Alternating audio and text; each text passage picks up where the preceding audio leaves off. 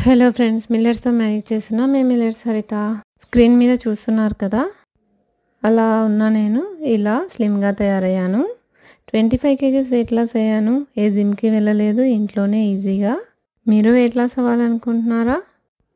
నేనేం తింటున్నాను, ఏం వర్కౌట్ చేస్తున్నాను, పోస్ట్ చేస్తున్నాను. జస్ట్ నా వీడియోస్ ఫాలో అవుతూ మీ వెయిట్ లాస్ జర్నీని నాతో పాటు స్టార్ట్ చేయండి. ఈరోజు నా లంచ్ స్పెషల్స్: రొట్టె, గోంగూర పప్పు, చిక్కుడుకాయ ఫ్రై, టమాటో కర్రీ. మీకేమైనా డౌట్స్ ఉంటే కామెంట్ సెక్షన్లో కామెంట్ చేయండి.